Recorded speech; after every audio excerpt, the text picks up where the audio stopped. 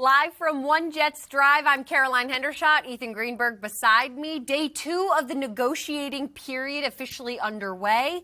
Ethan, how are we feeling? It's weird to me that we're not even 24 hours outside of when the legal negotiating window, the legal tampering period began. Yeah. And the NFL and the Jets are shaping up to look much different. Obviously, all the deals reported to agree to terms. Nothing's official yet until tomorrow at 4 p.m. at the earliest. Right. But it's shaping up to be a fun free agency for sure. Crazy day yesterday, just with all of the different moves around the NFL, and then you take on the fact that Twitter was going in and out all day. It was just really adding to the chaos. So, it's never boring. So why don't we start with one of the bigger names that has agreed to terms to sign with the Jets, quarterback Justin Fields. Yeah, I mean, I don't think it was a surprise by any means that the Jets were in the quarterback market, given that the roster heading into this legal negotiating window was Tyrod Taylor, proven veteran. Aaron Glenn had expressed his confidence in him, I would say, at the Combine. And, he said in Indianapolis, we'll see what happens. Right. He was not committed to any one person on the team in general being the starter. So you had Taylor, and then you had two guys that never took snaps before in the regular season, Adrian Martinez and Jordan Travis, who spent his rookie year on the non-football injury list. Then the Jets reportedly agreed to terms with Justin Fields. And from a perspective of talent, you totally understand the move. The talent is not deficient with Justin Fields. And he's the 3rd overall pick in 2021. Maybe in Chicago it didn't go the way that he was expecting to. And then you look at what happened in Pittsburgh last year. It's kind of a weird scenario where it's him and Russell Wilson. Right. Russell Wilson gets hurt, so Justin Fields gets the call-up, or what seemingly was the call-up, and then he goes 4-2. Then Russell Wilson becomes healthy. So it's okay, then the Steelers gave Russell Wilson his shot. And I think there's a lot of people out there to this day that are well, was Justin Fields benched? Was it just that Russell Wilson was always the starter and then he became healthy? Justin Fields, I think the knock on him when you read what the analysts think of him is that he's maybe not as polished of a passer as what people were hoping he would be at this point in his career. Well, you take a look at what he did last year with the Steelers. He had career numbers throwing the football, a winning record in the AFC North in terms of just with the Pittsburgh Steelers, not necessarily within divisional matchups. And to me, it's of course you bet on somebody like that. And between him, Tyrod Taylor, if the Jets want to add somebody down the road, whether it's in free agency or the draft or any other avenue, the Jets quarterback room is shaping up to be a good room. Because I'm going to give you some numbers on Justin Fields through week 6 last season. But before that, I do want you guys to be commenting in the YouTube chat because we want to hear your thoughts on some of the Jets' moves so far and, of course, about Justin Fields himself. But last year, through week 6 as a starter, 78.8% adjusted completion rate. That was 6th in the NFL. 76.7 rushing grades, 6th in the NFL. 231 rushing yards, 4th in the NFL. 10 total touchdowns, only 1 turnover, and a 4-2 record. So through those 6 games as a starter, he did really prove himself to be capable of that job. Right, and not only that, what he did most of his damage with Chicago was on the ground with his legs. And he's just, we have this Next Gen Stats tweet, and I think this really shows what the strengths are of Justin Fields. And by the way, I think I said that he was the 3rd overall pick. I did not mean that. 11th overall, and in my mind I was I think he was the 3rd quarterback drafted. He was not. He was the 4th because I forgot about Trey Lance, who went 3rd overall. But when you look at this, I mean, Justin Fields, I'll read it off. He has scrambled on a league-high 12.7% of his dropbacks. No quarterback has gained more rushing yards over expected on scrambles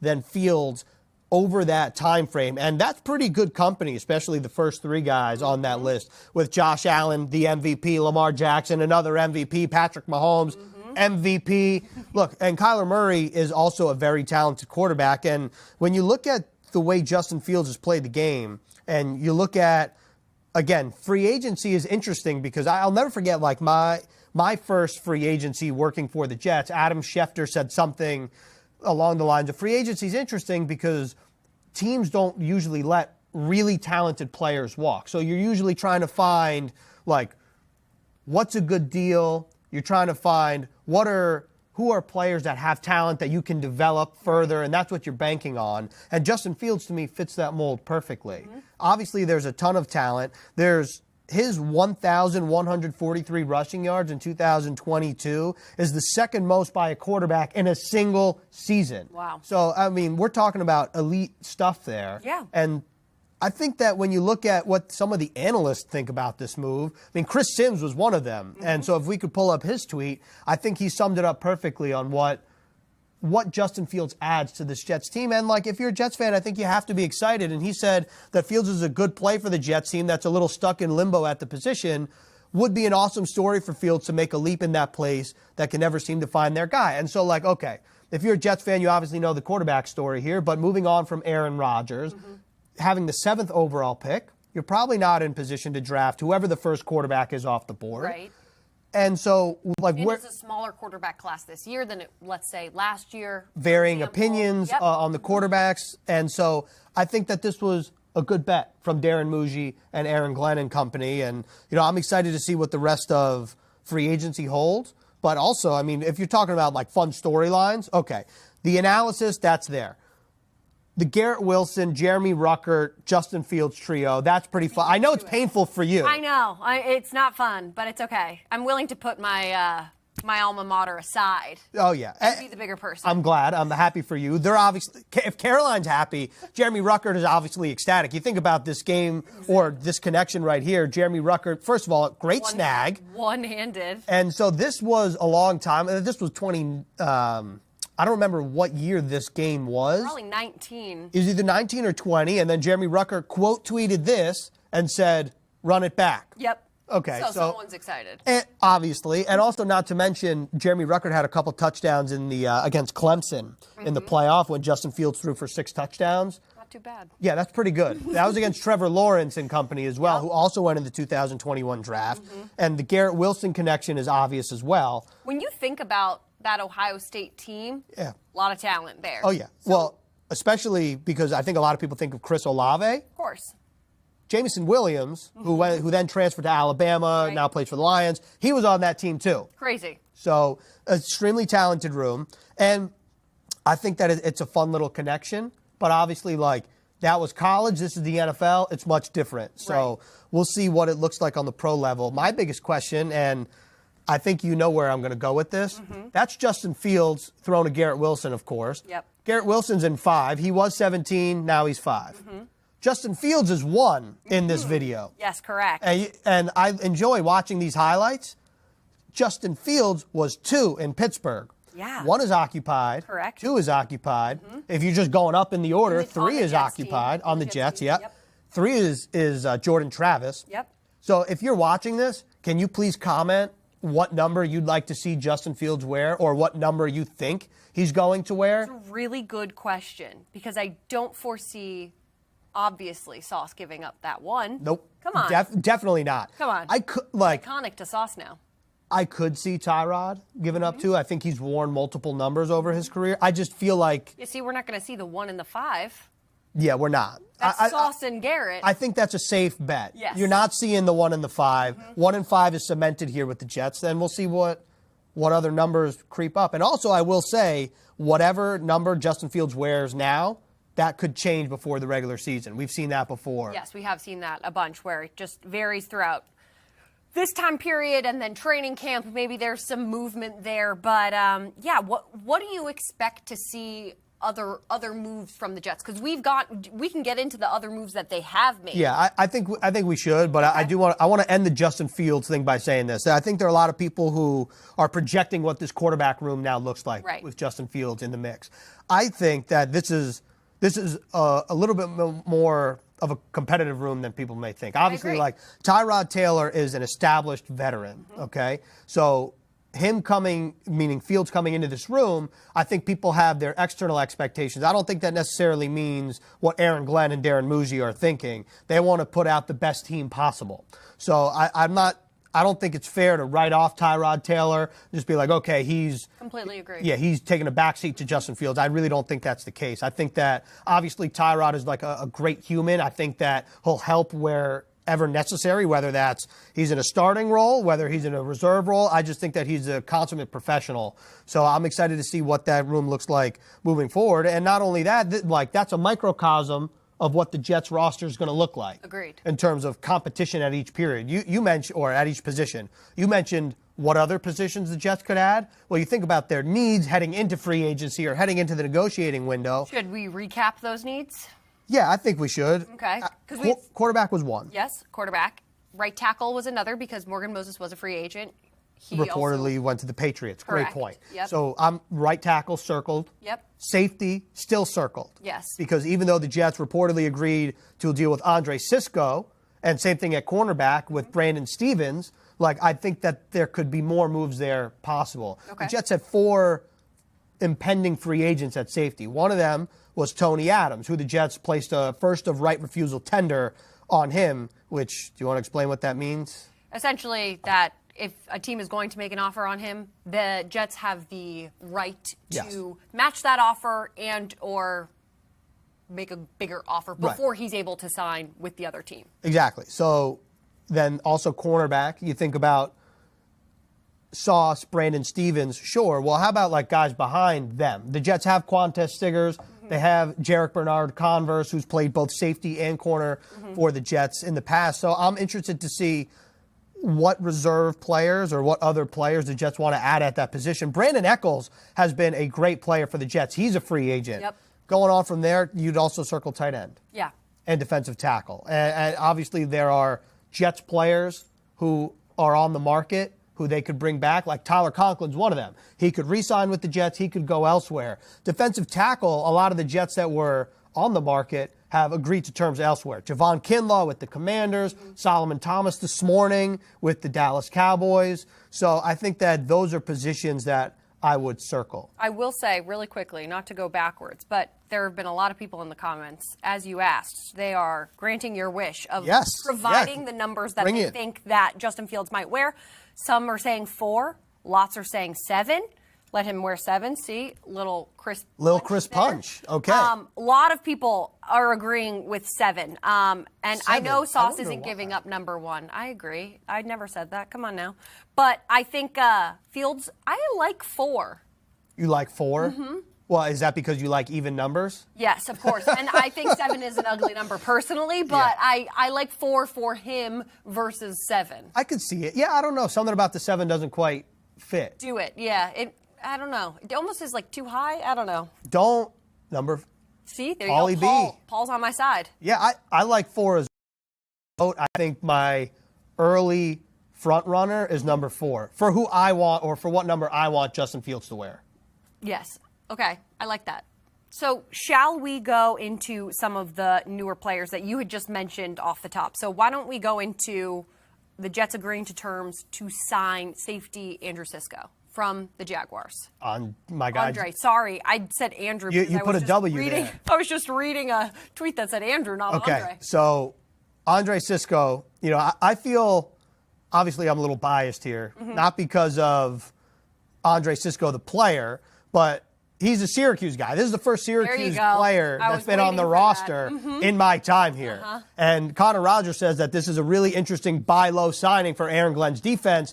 2024 was tough, but there's a multi-year resume before that to be optimistic. He turns 25 this month.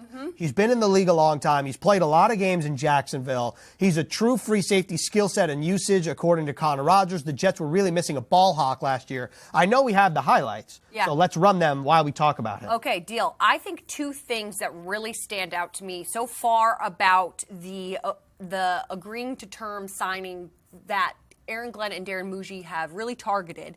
One, a lot of young players. I really like that they are going after 25, 27-year-old players that have some experience in the league but are on the younger side and that they can maybe develop into a way that they ideally see fit. Again, with these defensive players. Patrick Mahomes, let's pick him off. There you go.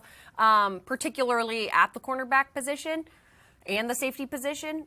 Who would you rather learn from than an Aaron Glenn mindset for a defender? So I just think that it's I like the way that they have trended so far in this negotiating period. And look, I understand that I'm about to mention another cool story, much like Justin Fields and Ohio State in the reunion there. The it is about stories to a degree, but it's about what you do on Sundays. But the cool story with Cisco is that before he went to high school in Florida at IMG Academy, he grew up on Long Island, went to St. Anthony's in South Huntington, New York, and Andre Cisco said 5th grade me would be running through a wall right now. He is ecstatic about what's to come. God's grace simply never fails. This was quote tweeting that the Jets agreed to terms with Andre Cisco.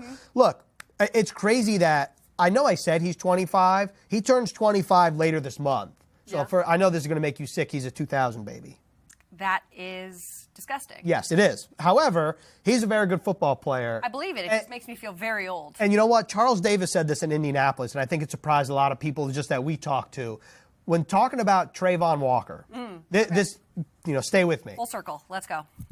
Trayvon Walker was the number 1 overall pick a couple years ago. Aiden Hutchinson was the number 2 overall pick. A lot of people are like, oh, well, Hutchinson's been performing at a much higher level than Walker. Walker's a double-digit sack guy for the Jacksonville Jaguars. All this to say, I think what's happened in Jacksonville is just getting overshadowed. I agree. So Andre Cisco, when you look at his numbers, he has 8 picks in his career since he was drafted in 2021. He had 4 in 2023. That's kind of what Connor Rogers was talking to, that he has a resume last year was a little bit of a dip for him. Yep. So I think that this is a good move for the Jets. And you think about what Aaron Glenn had in New Orleans, and Chauncey Gardner-Johnson, who just got traded from the Eagles to the Texans, by the way, and a guy that can move all over the place. Also a ball hawk. Brian Branch, a little bit more of a versatile piece with the Detroit Lions. Kirby Joseph, more of your traditional ball hawk for Detroit. To me, I'm not saying Andre Cisco is that guy, but he could be in this Aaron Glenn, Steve Wilks defense, and he's someone that's lined up all over the secondary. So to me, I think that this is another low-risk move. I'm excited about it, and because he went to Syracuse, it's a little cherry on top of the sundae there. I do have to add that our good friend Paul Eston Jr. Was shouting you out specifically because he knew the Syracuse connection would really light you up. So he said, Ethan Greenberg, we got him. Andre Cisco, Syracuse blood brother. Boom shakalaka. Boom shakalaka. Yeah, so there you go. You finally get a Syracuse boy on the roster. It's been a long time. Yeah. It's been a long time coming. I was telling one of the guys before that there's only been one other Syracuse player he didn't even make the 53-man roster. He was only here for training camp. His name was Shamarko Thomas. He was a safety, and he went to Syracuse when I went there. And now another safety, ironically, joins the Jets. I couldn't be more excited. Okay, shall we move on? Yes. Okay, let's talk about Brandon Stevens. So he also agreed to terms to sign with the Jets. He is coming over from the Ravens. What do you like about this? Because as we're seeing on the monitor right now, Harrison Glazer tweeted that he's a cornerback who hits like a safety. Yeah, and you might be thinking, like, who's Ryan Mink? He's a Ravens guy, Ryan Mink. So this is Ryan Mink's opinion that Harrison Glazer found. And Brandon Stevens is interesting because I think when you look at his resume and look on Twitter X, what is his role in this Baltimore defense that's really impressive? He started all 17 games for the Ravens last year. And, I think it's interesting. I'm not comparing him to DJ Reed, but remember when DJ Reed signed with the Jets a couple years ago? Not a lot of people knew what DJ Reed was or who he was. Correct. Obviously, the coaching staff was familiar with him at the time. I'm not saying that's the case with Brandon Stevens or that he'll play at the level in which DJ Reed played here. But it kind of feels like that, where it's like, don't know a ton about him. The more you look into him, you're like, okay, like played on a good team, played a lot of snaps. And much like DJ Reed, played inside, outside, and Brandon Stevens also has experience a little bit at safety. So I'm really interested to hear when Aaron Glenn and Darren Muji, when they talk to the media for the first time after free agency, what do they envision for Brandon Stevens? And where do they envision these players lining up and all of that? Is it going to be truly opposite Sauce Gardner? It could be. Right, it could be. We don't know. But also, I like that John Simpson was beyond excited because he gets to see an old teammate. He said, "Be Steve." Yeah. He's pumped, which is awesome. Yeah, the 2 former Ravens. Yeah, and I think just a lot of the players on the Jets roster have been excited by what the front office has been doing so far throughout free agency. I know we have some more tweets that we can throw up on the screen just about the players' excitement in general. I know a lot of them have been retweeting or posting, but Sauce even saying they're snapping in the front office. This was about Andre Sisco. Correct. Or that tweet that says x.com/NFL/status. Yep. It's of Andre Sisco, but that doesn't mean that he's not talking about all the moves in general. Moves in general. Correct. Yeah. So I think that people are liking the direction that everything is heading in so far. Like you said, we don't know exactly where each player will line up and what their full position will look like come. Also, one more thing on Brandon Stevens. Let's hear it. He's young as well, okay? And the Jets' nucleus, including the guys they're bringing in, is extremely young. Mm-hmm. Brandon Stevens is also very young for the position at corner. This is a guy that went to UCLA at first as a running back, then transferred to SMU to play corner for 2 years. Then he's a part of a Ravens defense that became the first unit in NFL history in 2023 to lead the league in scoring, sacks, and takeaways. Obviously, he's a part of a very good defense there in Baltimore. And this is what I'm talking about before. We'll just go in order. Braylon Allen, 21. Olu, 22. Brees, 23. Garrett and Sauce being 24 is sick in the head. Will McDonald, 10.5 sacks last year. Yep.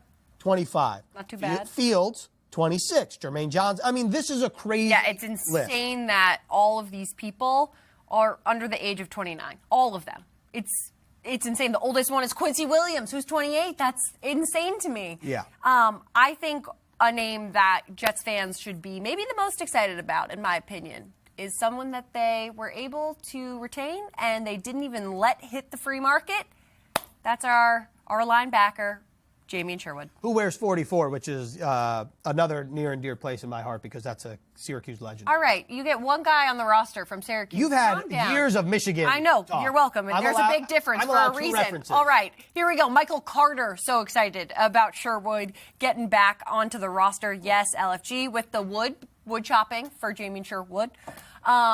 John Simpson, also very excited. I want to see you say this. No, you say it. Yazurski. Yazurski. I didn't want to really project, but I could hear John Simpson screaming. Totally. Yazurski. Of course, yeah. So I think Jamien Sherwood has made it clear how much the Jets mean to him. Also, just talk about a journey that Jamien Sherwood has been on. I know we were just recapping this the other day. He comes to the Jets as a 5th-round draft pick. He is initially drafted as a safety. Yeah, right, because that's what he played in college. Correct. He he's not starting, but he begins his first year in the NFL. He plays a couple snaps, then he tears his Achilles. So then he's out for the rest of the season. He has to rehab, all of this jazz. During that process, they're also going to switch his position. So when he comes back, he has to gain all of this weight, also rehabbing. Crazy. He finally settles into linebacker, and look what he was able to do last year when he was stepping into that starter position as Mike linebacker.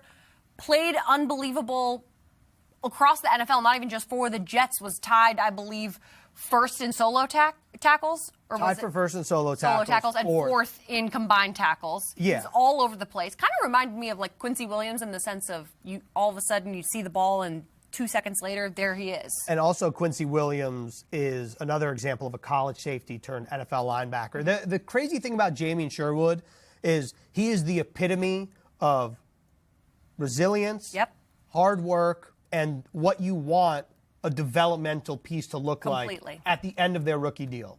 Because he was drafted in 2021. He got injured, like you said, during that time. As he's transitioning his first year from college safety to NFL linebacker, he tears his Achilles. He has to rehab. He has to put on a ton of weight. Not only that, then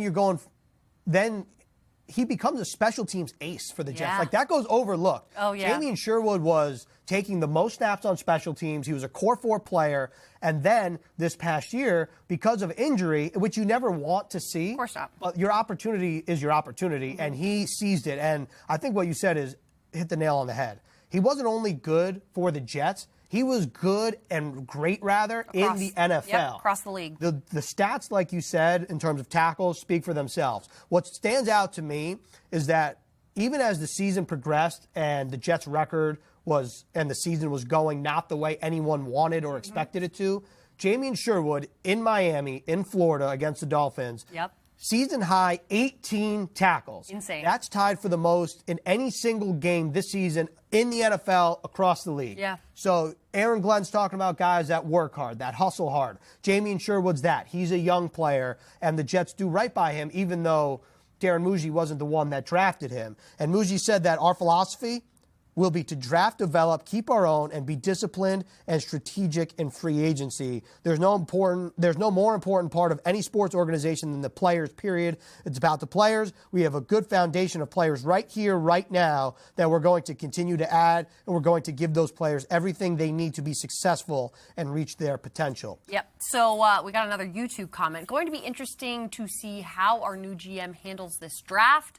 Offense or defense dominant? I mean, that is a very good question. Have to kind of see how the rest of free agency plays out. However, I know something that we were hearing a lot from analysts at the draft is how deep this defensive tackle, defensive line class is in this upcoming draft. So maybe they go there because of how deep it is, but really just depends on how the rest of free agency kind of shapes out.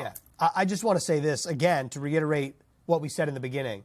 It's 11:28 a.m. We're less than 24 hours than when the legal negotiating period started. And all these moves have already began. And free agency always crystallizes a little bit the draft. There are teams, and the Jets have been one of them, where you just draft the best player available, okay? And you add players because you never know what the future may hold at that position in the NFL on your team.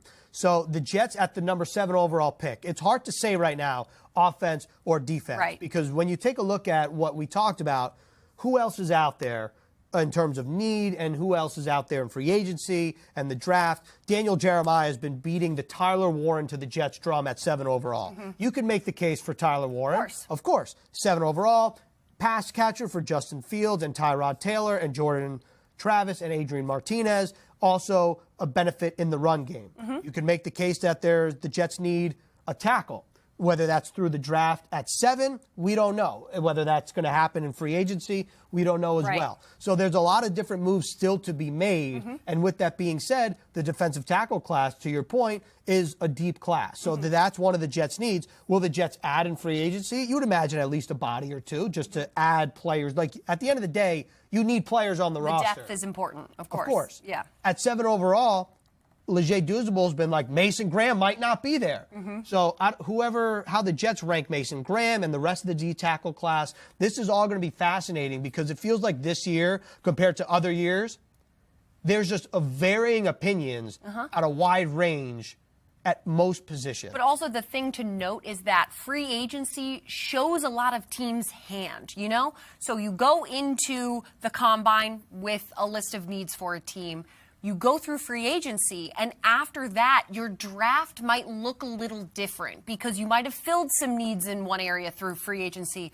You might have surprised everyone through free agency and gotten someone that no one had on their bingo card. So it kind of reveals your hand of where you might be trending a little bit more. So I think the important thing to remember is from the combine to actual draft day, that changes so much in regards to where teams are maybe channeling that first pick towards. And there's the first wave of free agency. Oh, yeah. And then there's the second wave, and then there's a little bit of a third wave. And then there are players who don't sign until June. So I think that when you look at who's on the market right now, and I will say before, as like we do it too, like you try to project, oh, could this guy be a scheme fit?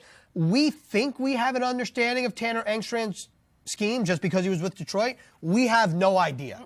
That's the reality of the situation. I think people think, all right, well, obviously he played a bigger hand in the Detroit Lions offense than people might have believed. That's what Aaron Glenn said. Okay, you think about what Detroit does. It's hard to replicate what Detroit does because they're so good. Of course. The Jets don't have necessarily the same personnel that the Lions do at the positions across the board. So whoever the Jets add on the offensive side of the ball, for example, we don't know what Engstrand and Glenn want to do. Maybe they want to tweak their scheme to fit what the Jets have here. Right. So I'm interested to see how it shakes out for the rest of free agency because there's a lot of moves still to be made. And like all this to say, Evan Ingram was a guy that was released recently. He's more of a pass-catching tight end. Sam, if you're like, all right, well, the Lions don't really have that in Sam Laporta because he is a pass catcher, but he's also a pretty good blocker. Mm-hmm. It's not apples for apples. That's all I'm saying. Of course. And obviously every team is different. Every new coaching staff that comes in maybe kind of wants their own pieces in whatever ways that they see fit. But all I'm saying is that I would really appreciate it if Twitter did not go down again today, because that made yesterday even more stressful, which I did not know was possible. Yeah, I felt like I was out of the loop. Yeah, me too. Or that I was missing things as they were happening. Yeah, and I could only imagine what the NFL insiders were feeling, because obviously it's like big to break news. Oh, yeah. When you don't know who's how do you break it? What. Yeah, exactly. But look, I will say the one thing about free agency as we wrap up, free agency is the first domino, then there's the draft in terms of adding players. Trades can happen pretty much any time. The Jets still have money to spend. You want to fill your holes as much as possible in free agency. Of course. So that way in the draft, you're not pigeonholed into, okay, we kind of need that. Or you're left filling holes after the draft. So I think from a philosophy standpoint, and Muji hit the nail on the head, you try to do what you can in free agency. That way you're open for business come draft night. Whatever you want to do, well, you want to go up, you want to stay put, you want to go back, you want to add players at whatever position, you let the draft come to you and you execute. 100%. I like how you said it, and we'll end it there, because if you guys are like me, I'm itching to get back to Twitter to see what other moves are being made. Maybe there's whisperings going on of potential moves going to be made. If you guys need to stay up to date on all of the latest Jets moves, make sure you're tuned in to NewYorkJets.com. There's a free agency tracker on the website that has almost minute-to-minute updates, so it's very accurate and keeping me well informed as well. That's all from us for right now. Boom shakalaka, as Ethan said. And we'll probably be back as things become official on Wednesday at 4 p.m., I believe. That's what I believe, too. Yeah, all right. Yazerski. Okay, we need to make him stop talking. So we're going to go, but we'll see you either tomorrow or sometime maybe in the future if there's another big move.